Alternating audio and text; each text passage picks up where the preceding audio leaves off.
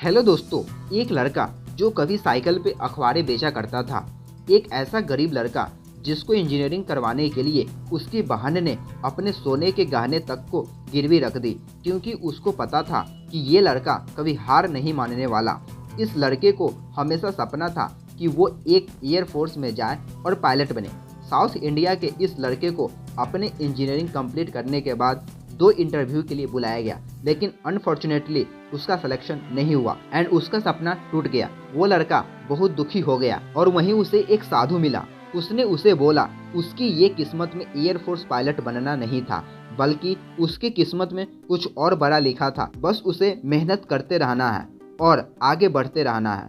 और वो कहते हैं लाइफ में जो होता है वो अच्छे के लिए होता है, बस उसे भगवान पे विश्वास रखना है। क्या पता तुम्हारे अगली स्टेप्स में उससे अच्छी एंड बेस्ट चीजें मिल जाए। मुझे उम्मीद है कि आपको पता होगा मैं किस लड़के के बारे में बात कर रहा हूँ। जी हाँ, ये कहानी है डॉक्टर एपीजे अब्दुल कलाम, जो एक पायलट बनना चाहते थे बट वो नहीं बन पाए, बल्कि उससे कहीं ज्यादा बड़े एंड सक्सेसफुल इंसान बने, जिन्हें हम इंडिया के मिसाइल मैन भी कहते हैं। कलाम साहब कहते हैं सपने वो नहीं जो नींद में आते हैं, सपने तो वो हैं जो नींद नहीं आने देते। कलाम साहब से एक बार एक बच्ची ने पूछा सफल होने का क्या मंत्र है। वो बोले सफल होने के लिए 4 चीजें करनी है।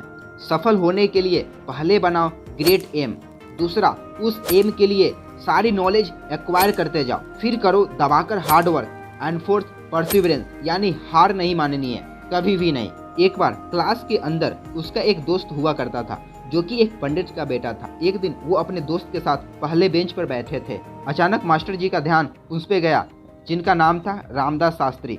वह उनसे नाराज हो गए एंड बड़े ही तेज एंड गुस्से से कहा, ए मुसलमान लड़का, पंडित जी के बेटे के साथ पहली बेंच पे कैसे बैठा? बोला भाग पीछे जाकर बैठ। कलाम साहब चुपचाप पीछे जाकर बैठ गए एंड उसी दिन ये सोचा एंड संकल्प लिया, पीछे बैठकर ही एक दिन दुनिया बदलूंगा। इतनी जोश एंड जज्बा था कलाम साहब के अंदर, इसलिए वो कहते थे पीछे बैठना मायने नहीं रखता। एंड वो कहते हैं देश का सबसे अच्छा दिमाग क्लासरूम के सबसे आखिरी बेंच पे भी मिल सकता है। वो कहावत है ना, आगे बैठने वाले सिर्फ टॉपर बनते हैं एंड बैक बेंचर अपना पूरा एम्पायर ही खड़ा करते हैं। वेल, उनका फैमिली बड़ा था, 10 भाई बहन, घर चलाने में प्रॉब्लम तो होनी ही थी।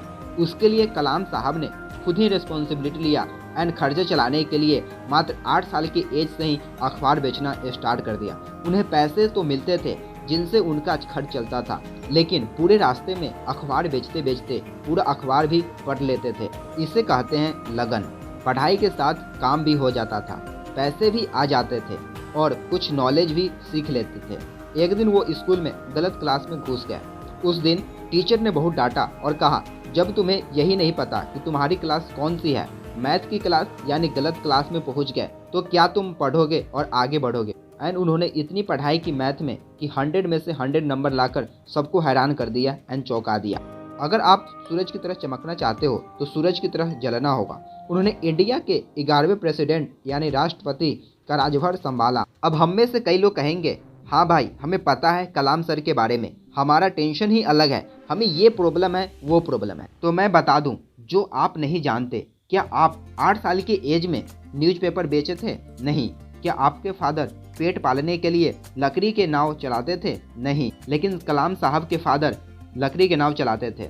इन सभी महान लोगों से एक सीख मिलती है कि ये सब लोग इसलिए सक्सेसफुल हुए क्योंकि इनके पास कोई प्रॉब्लम नहीं थी, बल्कि ये इसलिए सक्सेसफुल हुए क्योंकि इनके पास इतनी ज़्यादा प्रॉब्लम थी कि वो अपने प्रॉब्लम का डटकर एंड 10x करेज करके उनका सामना करना जारी रखा। एंड यही एक्शन टेकर के कारण कलाम साहब वो अपनी सारी प्रॉब्लम्स को दूर कर पाए और अपने लाइफ में आगे बढ़कर एक सक्सेसफुल लाइफ हासिल कर पाए। एंड इन्हीं सभी चैलेंजेस एंड अपनी पूरी लाइफ के स्टोरी को the book wings of fire autography में बताया गया है। अब सवाल ये आता है कि सच में हमें जब डिफ़िकल्ट सिचुएशन फेस करनी हो तो उस टाइम हम क्या कर सकते हैं? क्या इसके लिए कुछ टेक्निक है? डॉक्टर एपीजे अब्दुल कलाम की ऑटोबायोग्राफी एंड डेल कार्नेगी की book how to stop worrying and start living से। First, acknowledge the challenge. अपने चैलेंज को एक्सेप्ट करो, चाहे कितना भी बड़ा चैलेंज क्यों ना हो।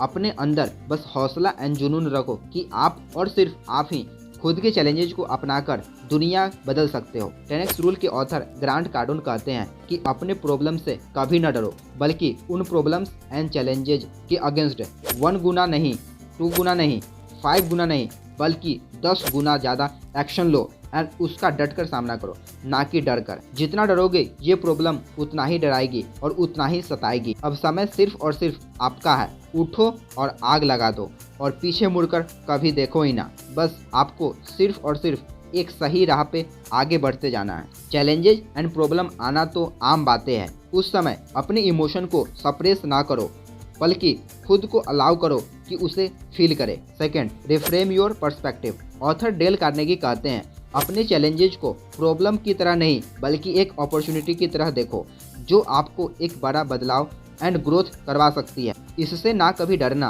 और ना ही कभी थकना, बस इसका डटकर सामना करना। एक टाइम ऐसा आएगा कि यही प्रॉब्लम और चैलेंजेस आपके सक्सेस के सामने ताली भी बजाएगी। ऑथर कहते हैं, अपने नेगेटिव चैलेंजेस को ज़्यादा पॉजिटिव थॉट्स एंड लाइट्स के साथ रिफ्रेम करो। Third, focus on solution.